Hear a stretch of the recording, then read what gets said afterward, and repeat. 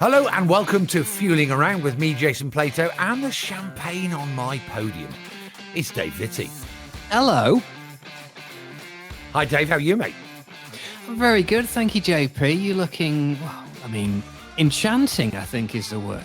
Enchanting. Mate, Yeah. let's just move straight on because that's nonsense. Now, as you know, Fueling Around is powered by Adrian Flux. As the UK's largest specialist insurance broker, Adrian Flux will tailor a quote to your exact needs and help save you money on your car, your bike, or even your home insurance. So then, Dave, forget all that nonsense. Enchanting. What have you been reading? There's just something enchanting about you today. I don't know what it is. I don't know whether it's those sort of intriguing spectacles or whether it's your resplendent sterling hair. I don't know what it is, but there's just something about you. But it's not about you today, I have to say, because you, like me, are excited because we have a special guest on the podcast who is going to give us backstage access. Inside stories, that kind of stuff. You know, the stuff that we like, you know, like the juicy gossip. Money can't buy stuff. You're not kidding. Yeah. Well, our special guest today, well, she's a presenter, a journalist, and also an author, no less. What she doesn't know about Formula One and motorsport in general, frankly, isn't worth knowing. She's been a good friend of mine for years, and I'm delighted to have her on my podcast. It's the one, the only, with simply the most gorgeous voice in all of broadcasting. It can only be Lee McKenzie. Well, hi, Lee. How are you? Jason. I'm very good, thank you. Of all these stories and gossip and backstage access, I think about 90% of them are going to be about you.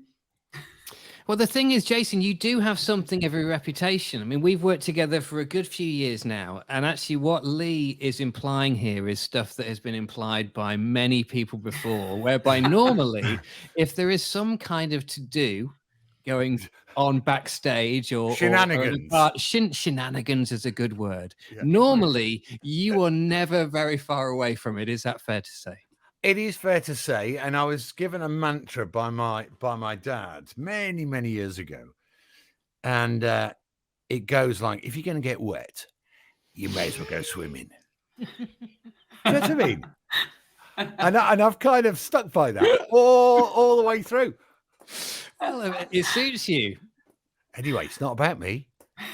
Lee, tell us what's been going on. Tell us about this book. Book's just come out. Oh my goodness, it's times like this. I wish I just did what the rest of the UK did during lockdown and just drank or made sourdough. But here I am. We did both. Yeah, exactly. Actually, maybe I drank during writing this book. No, it's been good fun. It started off with an idea. I was asked to write an article about Lewis Hamilton. And as I was doing it, I thought, I wonder if this could be something a bit bigger. Maybe talking about several of the drivers who I've worked with really closely over the last decade or so. And it was like the party that grew before I knew it. I've got a book out and I'm sitting here talking to you guys about it. So it's exciting. It is nerve-wracking as well. But I think on the whole, it should be more exciting than nerve-wracking. It's done now anyway. I can't do anything about it. Hey, so tell me, I'm a one book journal, one book author. Do you know what? It's quite something to do, isn't it? So how long did it take? When did you start prepping? Did it get difficult? Did you have good days, bad days? Tell us the story, because it's not easy, is it? No, and I'd been asked before to write a book about me, which I wouldn't do that because A, it would be dull, and B, I haven't earned the right. I love my job. I do Formula One, I do Wimbledon and, rugby and equestrian. And I love my job and I facilitate trying to get the best out of people on camera and present it as well as I can. But what I love about motor racing is the cars and the drivers, and they therefore should be the story. That was what was going on in my mind. So it's actually 7 drivers and it's me taking you through their careers, but using my interviews and experience and crazy things that have happened over the years to tell those stories. So it was quite research intensive. Yeah. And in fact, I got Ben Edwards, the commentator, who's great. Yeah. I mean, when you need anything fact checked, go to like a responsible human being, Yoda. Yeah. Go to someone who's really much, much more responsible than the person trying to write it. And he was great because, my memories of things are quite subjective. Obviously, race results are there in black and white, but then the rest of the experiences are my own. And it was all sort of driven from, people get so excited at the moment about Drive to Survive, and I completely get that. But to understand what you're seeing now, and you'll appreciate this, Jason, that you've got to know the story of a driver. You've got to know where they started from, what their hardships have been, if they won championships when they were 20 and they've never won another one since then. Fernando Alonso, 2005, 2006, had the world at his feet. And it was heartbreaking writing his chapter in many ways. So to give context to what people are watching now, I wanted to remind them of where these guys have come from. So if Sebastian or Fernando wins by the end of the season or gets on a podium by the end of the season, that's momentous because it's been so tough for so long. Sure. If you just watch a Drive to Survive, you think that Seb's a average driver with dodgy hair. You don't think he's a 4-time world champion. And I think a lot of people forget that. And something that's even journalists and people have said to me is that it's reminded them, because Formula One and motorsport is so fast paced, it's actually reminded them of some of the sort of madness and the things that have happened. So, that's something. That's the stuff we want to know about. And I know it because I'm in the industry, and you mentioned Alonso. Would it be right to say I've got a human man crush on Fernando? Absolutely. I think he's incredible. But you're right. If you only look at the results of late, maybe the last 4 or 5 years, and you watch that Drive to Survive, you wouldn't perhaps frame that in your head. And yet he's one of the world's greatest ever, and a really interesting guy. Likewise, all of their stories behind the scenes are really interesting. So I think it's a fantastic concept of a book. We should mention the drivers in question. Obviously, the names that we're banding around here, and just to give it some sort of gravitas and the access is such an important word, I think, is the fact that, Michael Schumacher, Lewis Hamilton, Sebastian Vettel, Max Verstappen, Fernando Alonso, Felipe Massa, and Jenson Button. I mean, it's an absolutely all-star list. What I was going to say to you, Lee, was that surely the key to this book, and in fact, the key to your success generally in terms of your career, is one word, isn't it? Isn't it trust? Because in order to, you have to gain the trust of whoever you're sort of shining a light on, don't you? Because otherwise they're not going to give you the access, and they're not going to give you the stories. And I think often people are kind of wary of the press in every respect. So to actually be that person that names of this caliber trust and are willing to open up to you and tell their story, I mean, that's absolutely priceless, is it not? And rare for a journalist to command that I think trust. it is. And I think, I suppose, I mean, we don't all sit around congratulating ourselves very often, and I don't really think we should. But Mark Webber says it, I think it's on the back of the book, that, Lee spends a lot of her time interviewing me and getting me to say things I should never have said out loud, which is great, because I don't set out, I'm not clickbait, I don't do anything really like that. It hopefully does come from trust, but also I'm flown around the world not to have a lovely time and go out for dinner, an awful lot, which sometimes does happen. But at the same time, if I don't ask the right question on that day when I am there, I'm not going to get that opportunity again. My bosses will just haul me straight off it. So you've got to make sure you ask the question that people at home want you to ask. That's the very least you can do. And I've never backed off from asking a difficult question. I think there's certainly a way in which to ask something. And if I was asking Lewis or Max or Seb or whoever a question, I'd probably ask the same question to them all differently, knowing their personalities. That's interesting. That's interesting. Yeah.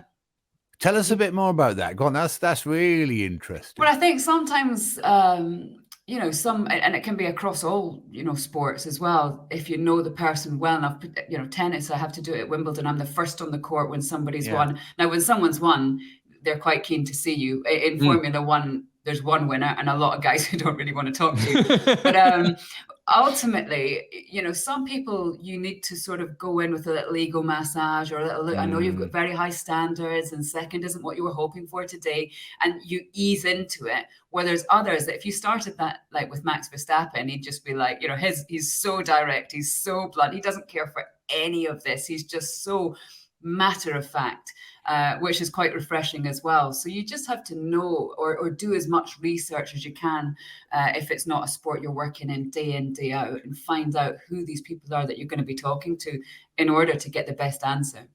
Well, it's your job to bring out the human side, isn't it? You know, and obviously be the bridge between the stars and the viewers, the drivers and the viewers in all of this stuff, which surely is increasingly difficult in this day and age, where actually the money involved in motor racing and in many other sports, such as football, for example, you know, makes many people suggest that actually the stars in this instance aren't as relatable to the audience as they perhaps were many decades ago, you know, now that they're living in Monaco and they travel by private jet. But I suppose your skill is to actually, again, based upon trust and whatnot, is to sort of get inside these people and actually bring out the human side and the relatable sides and all of the different facets and characters of these different personalities.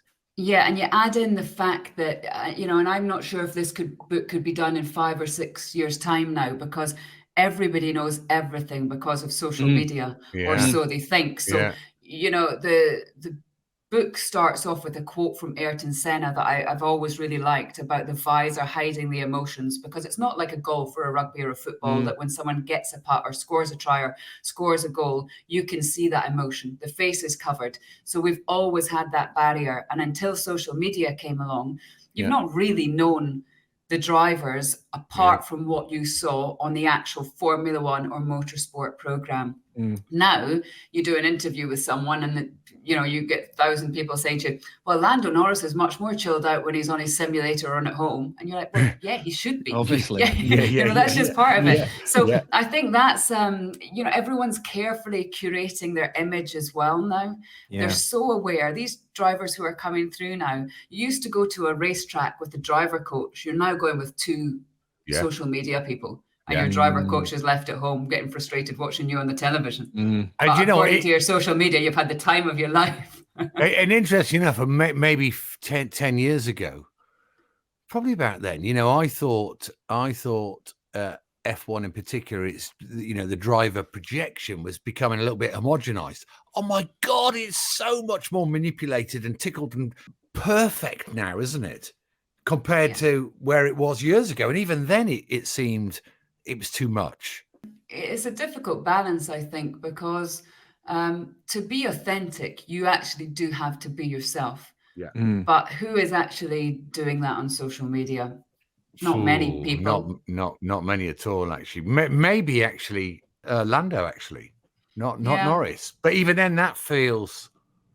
Does that feel? It's hard to know. I did when I was doing the audiobook of this. I was in a studio next to Ant Middleton, and he was voicing his book, one of his many books, and he gave me a copy of a book to read of his called The Wall. And it's really interesting because when he does his celebrity or his SAS, he does it in Australia now. The celeb one he finds much more interesting, because if you're just a civilian and you sign up to be broken down, you've probably got a reason for that. And you've got less of a barrier. You have less of a wall. Whereas actually, if you're a celeb or a sportsman or a well-known person, it's almost become your identity. So if you go into his program, it says it normally takes him 48 hours to break someone down. And I always think of that when I see people on their social media, friends of mine even, or people could say the same about me. You know, it's you sort of post and you put up when you want to. And I think drivers absolutely are the same. That's why when Daniel Ricciardo got booted earlier on this year, I thought that was very honest. I thought he really owned that, and it was good that he put that out. That was sort of like for the his little video was beautiful, actually, wasn't it? Because it was Sebastian genuine. Vettel's announcement of his retirement.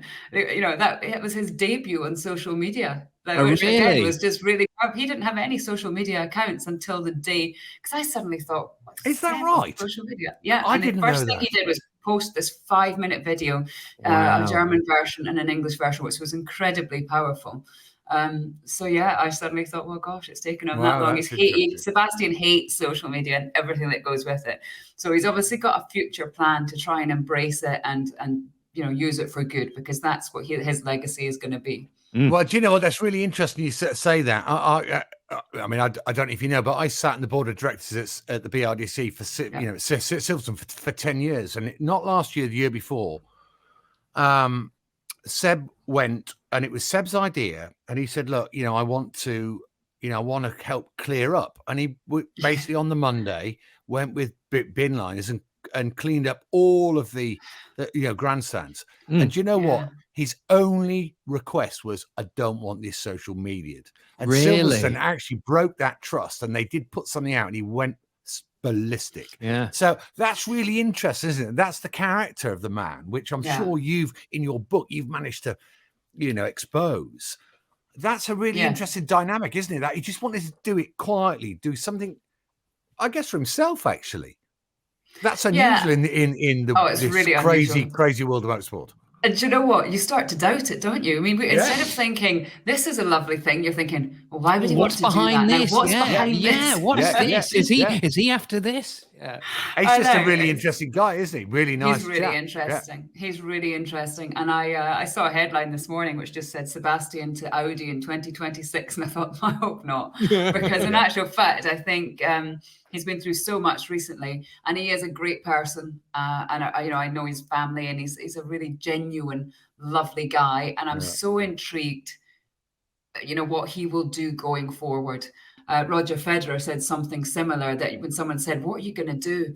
He said, "Well, I don't think I'm going to be like Bjorn Borg, who didn't come back to tennis or Wimbledon for 25 years. When Bjorn retired, he was like, I'm done. I don't want to see this. I don't want to." And he just had to back off. Whereas someone like a Seb or a Roger, they'll drop in on the big moments, and they'll do the right thing, and they'll handle it well, and they'll do it with grace and class. But I suppose everybody has to find their own path. Here's a great question for you, moving away from motorsport just for a split second. The complete antithesis of those people you've mentioned. Give us the inside story on that lunatic Australian Nick. Nick Kyrgios. Yes.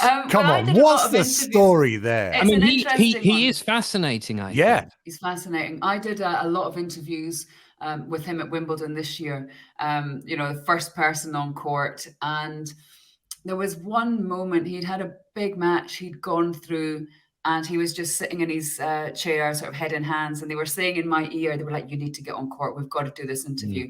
But he was just so in a moment, and he's an interesting person. And I just, for whatever reason at that time, thought if I hurry him, it's just, he'll do it because he has to do it. But I just stayed off the grass, and they were like, I could hear the commentators feeling, I think they hated me. I can see them out of the corner of my eye in a little box. And they were just, get on the grass. And I stood back. And then actually Nick noticed this, and he looked over from his chair, and he just sort of gave me a little nod and waved me on. So that was perfect. We went on, and we did a great interview. I just think he respected the fact that I had given him space. And then we just did this lovely interview. And in that interview, I said to him, look, people might, you give off an impression that this doesn't matter to you, but it really does matter. He doesn't have a coach. And he actually said in the interview, I wouldn't wish that on anyone coaching me. Can you imagine what it's like to coach me? And he's got such a great self-awareness. But one of the interesting things from that, and I do feel this actually in Formula One as well, is that there was that dynamite match on the Saturday night, which was also the qualifying Saturday of the British Grand Prix, where Nick Kyrgios and Stefanos Tsitsipas, and it just went nuclear. The whole thing just, it wasn't great, for tennis really, but it was great if you're just dropping in on it. You were like, what is this madness? Both of those players were being followed by Netflix that weekend. Okay. Nick certainly was. I can see the link. Yeah. You start to see this. Again, it brings us back round to that sort of authenticity. And it sends people into a frenzy. It sent team bosses who we both know well. It sent very intelligent people who speak many, many languages and it turns them into dickheads. It just turns everyone into sort of like Love Island contestants. I don't know what's going on sometimes. The thing is with that, Lee, in terms of, you knowing when the right time to speak to Nick and perhaps when the right time wasn't to speak to Nick. That's all experience, and it's something you can't really teach that, can you? That's just from having been there in the moment and experienced it, and I guess it's a bit of a sixth sense and a sort of gut feeling in whatnot. You, I suppose, were always destined for this line of work, weren't you, in terms of your father was a sports journalist and a motorsports journalist? What are your earliest memories as a young girl of that world of petrol and motorsport and whatnot? I was a young kid that went everywhere to sort of get time off school. So like I had gone to most sporting events by the time I was about 11 or 12. And I used to go into... There we go, kids. Take time off school to find and do great stuff. Yeah, Lee's done all right out of it. It could have gone really wrong there. And the first thing, and I used to do work experience. This was at the Daily Express. When it was like a big organization, and but like all newspapers, I suppose, sold a lot better than newspapers do now. And one of the first things I did was I actually got just dumped at Knock Hill, and I did an article when I was 15, and it was actually published, I've still got it, with John Cleland. No way. And John drove me around Knock Hill, and I did an interview with him afterwards, and it was published in the newspaper, in the national newspaper when I was 15. And I see John, because he's always kicking around or something. I saw him at Thurleston. Jackie Stewart did a classic for his charities that I was hosting. And it was hilarious. John's just trying to go off and do this show car run. And there was me, Dario Franchitti, Alan McNish, and we're all sniffing around in the car. This was only a few months ago, and John was like, "What is this? Get away, tourists, fans!" And he's taking photos, and he put it all over his social media. I've got some fans around today. But that's when I sort of first thought, this is friendly. These people are lovely. I love the noise, the smell, everything about it. And I started to get the bug. And I think I probably covered most genres of motorsport.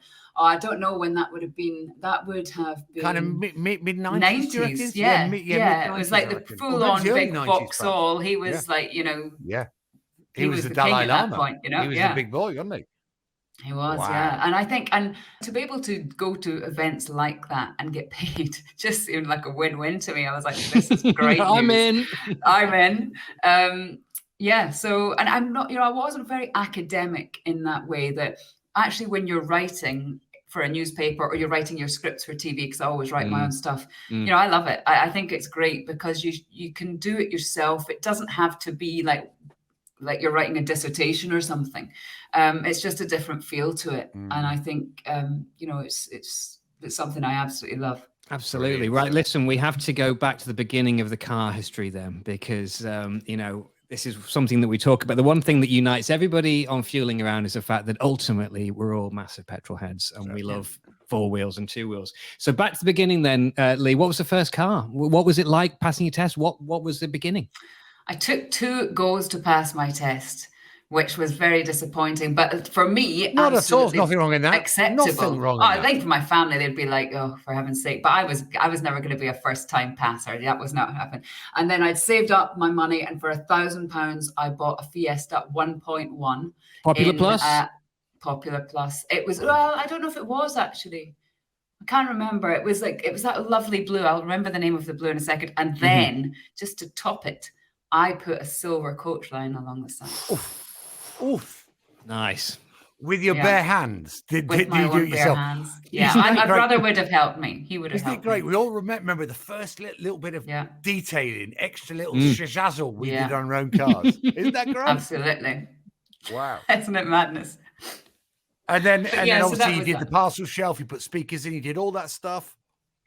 I did. I was very, well, then, sad story, I went off to university. So I was at university when I was 17. So I took this car to go to university, and I was reporting on a rugby match in Edinburgh. I mean, Edinburgh, you could drop £1,000 on the ground and no one would nick it. It's so polite. Yeah. Anyway, my Fiesta was too much. Someone got so excited. I came out of the rugby match that I'd been reporting on, and it was gone. And really? And I just thought it was going to be me. So I sort of spent a lot of time running up and down this road going, where did I park it? Then I found out it had been stolen.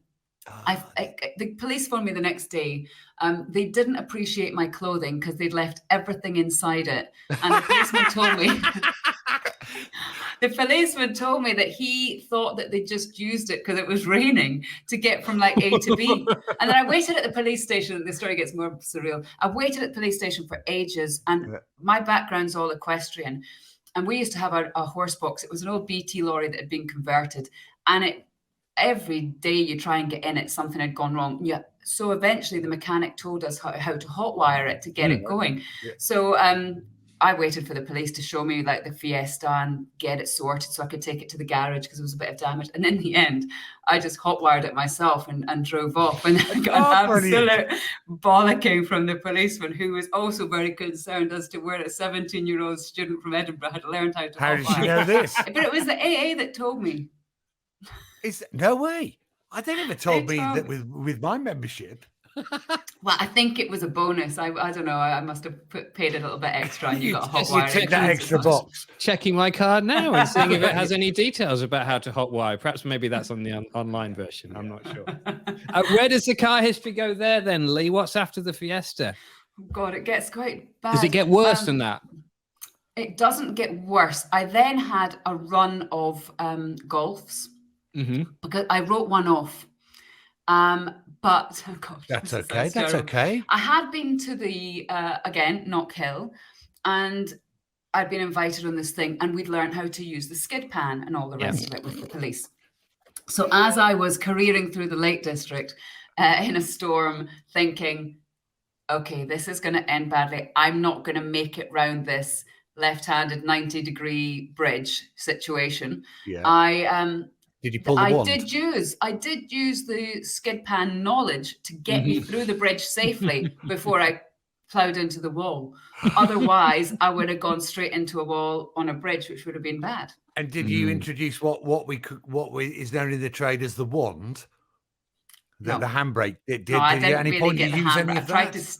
I tried to just steer through it. So that was dead. That car died there and then. That car died, and that was a nice car. I really liked that. And then I bought my brother's, which was the same as mine, and he sold it to me for a profit. So that really annoyed me. That's rude. What, your brother's profited out? That's not right. No, you can't do that to family. No, you can do that to, work colleagues. Yeah, it's okay to have an IOU, but you can't profit. He was young. He was probably just 17 at the time, so he would have thought, I don't know, actually. I'm a nice sibling. He's mercenary. What's his full name? Let's credit him. Grant McKenzie. The mercenary. Right, writing that down. Grant McKenzie. Your time is up, sunshine. So what else have I owned? I really I think I got that from my mum. I come from a town in Scotland where if you have like one or two good garages, you're loyal to them. I think my mum's owned like 26 Volkswagens in her life or something. It's like, that's one of the big garages. So I think we got that. Anything saucy? Anything, No, like, Jaguar Land Rover, I did a deal for them because I went and did 5 weeks for them in Portimao to do the launch of the I-Pace. And then part of that was a nice deal of getting cars. And I wanted to get a couple of them because I'm friends with Ian Callum and I knew he was leaving. So I wanted to drive some of his last ones. So that was nice. So when you know someone who's designed the cars and been through it, but I'm quite practical in terms, I think it's because it's like a traveling skip. There's like saddles or different things like that. I kind of need 4-wheel drives for whizzing across fields and things. Electric? Touch that world? Would you? I haven't really. I tried. I live in Oxfordshire and go up to Scotland and things quite a lot. I like the idea of it. I actually loved the I-Pace when I drove it. I had a Polestar for a little while earlier this year. They gave me one to try and see, and they are proper cars now. They're good. I think a few years ago, or like when I've driven a Tesla, I was like, I'm driving a giant iPad and I can see a giant iPad, and I don't really understand this. They just don't look finished, do they? I think if you're into tech, you may be like that, whereas I like cars. So I've got this little bit of I want it to at least look like a car. They don't sound like a car. I get it, and I understand the point of it. And if that's the future, then so be it. But at the same time, it's not quite, I don't want to have to sit at a service station and charge up for 2 hours when I'm already on a 6-hour journey. I'm with you all the way. The only good thing about the Tesla is you can make when you put the indicators on it, it can fart in the back seats for the kids. There's a fart mode, yeah. Wow. I mean, why you would need that, I've got no idea. But I think just to keep the kids amused, I guess. Yeah, it's interesting you say that, Lee, though, because it's something that pretty much I think we all agree on, is the fact that much as we're all of the same opinion that electric is the future and we can't carry on with fossil fuels, etc., etc. But as yet, really, nobody has successfully brought that same character into an electric car, with the possible exception of Porsche. And we've talked about the Taycan many times. But ultimately, it's that lack of character and that lack of connection, which I suppose is the main reason we're all sat here. The main reason why those smells and that noise, and without that, it's all a little bit just clinical, and it's a bit soulless, isn't it? I think you could also say that. I mean, I've got, I watch motorsport. I love motorsport. It doesn't really matter what's on. I get excited about what it is, and I dip in and out every year, and I will watch Formula E. Yeah. I've got friends who race in it. I've got friends who commentate on it. I know the teams, I know the drivers, and I still can't quite, get as excited as I would about a Formula One race about it. Yeah. And I don't know why that is. And I'm hoping that I'm wrong, but I don't know. I'm not sure you are. I mean, maybe you would know who was the originator of this amazing quote, but they're bang on the money, and it's that we sell noise. Yeah. And I think motorsport, the noise element of it, even if you're watching on the TV, but certainly if you're there, is actually quite a big percentage of what makes it sexy. Do you think? Yeah, 100%. And I know that they've tried to sort of like cheat it and mask it. And it's the same with other, road cars as well. But there's nothing like when you can hear a car coming, or you just, that sort of growl of a car when it's great. It's, I just remember the first time I was going to F1 was sort of mid-90s. And when they were starting them up, the ground was shaking underneath you. Yeah. I sometimes wonder, like, if the future of automotive is electric, and we were coming up with our ideal Formula One championship, therefore, does it still have a responsibility to the automotive industry? Could it not just go back to being dirty and noisy and like blood coming out your ears? I don't think. But I don't think in the world. I don't think in the world in which we live that would be allowed anymore. It's just with the social conscience now, you can't do that. But at the same time, it's quite a nice thought, because it's that would not be attracting Audi in 2026, put it that way. But if we had our little dream world, we'd be going backwards instead of forwards. I wonder what's going to happen in, say, 20 years' time or 10 years' time. With events like Goodwood and the classic cars. Yeah, I think they're going to be really special, because I think the world will have to move on, and Formula One will have to change. Hopefully, it will still maintain its core principles, but I think a lot of the other supporting motorsport will probably end up going a bit electric, I think. Well, it's interesting. I presented Goodwood Revival on ITV this year, and we were talking about that, because a lot of these cars, how long will even these cars still be going? They're trying to sort of convert some of them, but it takes the heart out of it a little bit, doesn't it? I mean, going back to Seb, he bought one of Nigel Mansell's Williams and has converted that. But, you've got to have a decent whack of cash to be doing that sort of thing. I happened to be out for a walk in Scotland when I was up at my mum's a few weeks ago, and I just saw this thing in the paper that they're trying to find a backstory to this incredible Aston Martin, the LM4, like way back, like pre-war. And actually, Darren Turner's been driving it, and he sent me a message going, "What are you doing with this car?" And I was like, "Well, I just happened to be out for a walk, and I wanted to know more about it."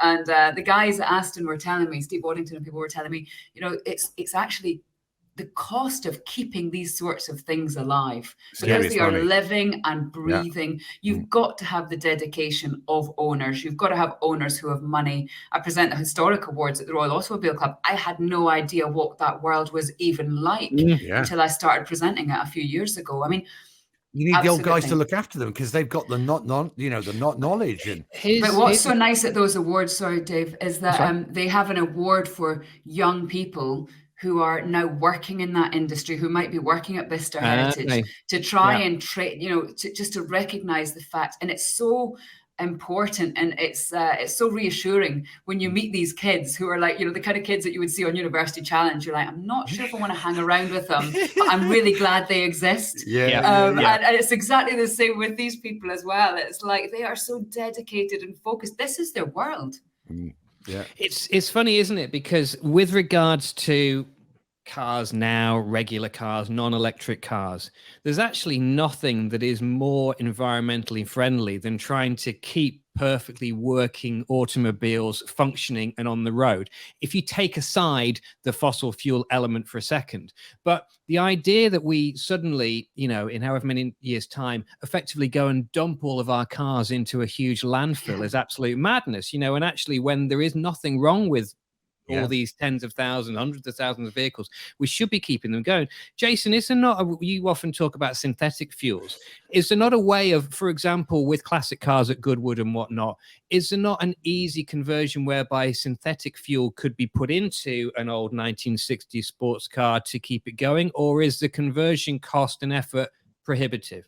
Well, do you know what? That's my hope really, in that e-fuels gain some traction, because that for me, it's got to be the most environmentally option, because then you keep the existing hardware, and obviously you then do away with the polluting element, as in the fossil fuel. And it's the perfect solution because e-fuel is a liquid. It's like a petroleum. So all of our infrastructure's there in petrol stations. It gets pumped into your car. That's got to be the way forward, because whilst I do present an electric car show, I have to be careful what I say here. But genuinely, if you to look at the full circle of manufacture, of digging cobalt out the ground, and the way and the full circle, is it any better? Of course it is, over the life cycle of the car. But they're bloody dear. They're quite compromised to the way we live, and actually the infrastructure is not there and won't be there for many, many years to come. And if we all went out and bought electric car today, the country would stop. We can't produce enough electricity. So actually, I'm hoping there's going to be a balance. E-fuels will grow, and then actually we'll be able to run V8s and V10s, and and the tree huggers. Well, they can have their electric stuff. But I also think what's interesting about electric and with batteries is, you've got to try something, but this is so untested. So what happens to these cars and to these batteries when their life cycle is gone? Exactly. They've got to go somewhere. It's a little bit like people saying, oh, I don't smoke, but I vape. Well done. How do we know that that's any better? Because I've just seen your car filling up with what seems like a volcanic amount of smoke. How sometimes you're walking along the street and think, is that car on fire? Should I step in? And you're like, no, someone's just vaping. It's a little bit similar. It's like, don't preach about smoking when you're vaping, because we don't know what's going on there. It's too early, isn't it? Especially with the life cycle of cars. It's too early to really know. Sorry, I went off tangent. Yeah. Exactly. No. It's absolutely spot on. Because I think it's a really interesting discussion. I can say argument. It's not an argument. It's an interesting discussion, because there is perhaps another way. And the idea of, let's get rid of all combustion engines and let's replace everything with electric. Well, is that necessarily the best way? And I did an event. I did an after dinner talk, or a sort of a Scottish motor trade dinner. And it was, I just thought, a nice, if you can have such a thing, a friendly night out in Glasgow. So I thought this would be fun. And I thought, lovely, friendly night out in Glasgow. And I thought also I was going on to say 11 o'clock. Everyone was going to be smashed. And before we'd even start, literally before the starters had arrived, some government officials had been there, and they made a sort of big deal about Scotland's going to be fully electric and all cars off the road, and all this sort of thing. And two people went up on stage really early on and said, 12 cruise ships. You're going to take every car off the road, and all you would need to do is stop 12 cruise ships going into Scottish water and that is the same amount. Yeah, same and you death just amount. think, hold on a second. Yeah. So it Land wasn't really that cruises. friendly. Everyone was furious before we'd even got to me or got to the main course, because it like became such a big thing. But it is such a big talking point, and it will continue to be a talking point. But that's what annoys me about these things. Sometimes it's so disingenuous, like 12 cruise ships or an entire nation's worth of cars on the road. There's got to be a balance. Yeah, and then you factor in all the freight ships around the world, and Totally. I mean, it's I suppose they've got to start somewhere, but it's a bit depressing, isn't it? Really, in that we're doing, everyone's doing their bit, and we're only just touching the very, very edge of it. And until we get rid of cruise ships, they should be blown up. I don't know anybody that goes on a cruise that I'd want to be friends with. Do you know anyone? Can you imagine sat on a Formica rocking thing with the same people? Trapped with whoever their names are, eating the same buffet. I mean, God. I mean, honestly, I think it's like a living hell, like a floating hell. The idea is you kind of think, God, I didn't enjoy their company yesterday at breakfast, and we're trapped on this boat for another 12 days. We haven't even got to Acapulco yet. It's horrendous. I wonder if everyone's just permanently swerving each other. Oh, there he is! Look, just going round the deck. down a deck. So no one's getting to their destination. They're not getting to restaurant 4C. Yeah. Oh God. No, I think that could well be the case. Lee, back to the book. Inside F1 is available now from all good bookshops, and even some bad ones, I would imagine, as well, but is available Obviously, now. Very bad ones, probably. Less good ones, more bad ones. No, and is going to be a brilliant insight into the world of Formula One. The names that you've got associated with a book are just stellar. They're amazing. Magnificent Seven, I think you've got there. Superb stuff. Without doubt. Before we go, we have one question that we ask of all of our guests, and we're going to put it to you because Jason. There's two quick questions, but no one answers the one I. The one that you put has been entirely okay. But bearing in mind, Lee, this is now we're on our 5th series of Fueling Around, right? So we've done 30 odd episodes, and Jason's one question, which he likes to ask, which has been asked a few times, is entirely unbroadcastable in any territory, right? Which is why it's never made it on there. Yeah, but it's only been answered what we all believe, honestly, perhaps once or twice. Perhaps once. Did you play out the answers? Well, do you know what? We will perhaps email you the answers, Lee, at another point in a non-broadcastable one. But one question which is broadcastable is this, and that's that music and motoring we think go really well together. Yes. So we need your fantasy drive, please, Lee McKenzie. Where are you? Where are you going? What are you listening to? And most importantly, what are you in? Well, I don't know. I literally have no clue why this has all come to mind, but I was going to say down the Baja Peninsula in a Beetle. Mm-hmm. But I don't know why. I like it. I like it. Is there a Beetle run or something? Do they do the Baja? There is a Baja Beetle thing. Yes, you're right. Maybe, they have those. Maybe this is in my mind things. because none of these things are the answer that I would ever have given. Let's maybe rethink this. Maybe let's do. What are you thinking about? Do you know where Paul O'Neill said when we asked him recently? He said he wanted to He probably said like Wigan to Warrington or something. Well, no. He said the drive to Knock Hill, interestingly. Did he? Yeah. He did, yeah. The drive to Knock Hill. That's mostly motorway. He must go a different route. I don't know. But most people think about, the Pacific Coast Highway and stuff like that. Route 101 or something like that. Down to the Keys or wherever it may be. Not normally driving to Knock Hill.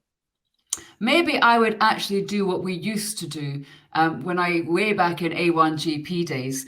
Colin Giltrap, who sponsors like every driver from New Zealand and has been hugely successful, but also owns, I think, every garage apart from Ford in New Zealand.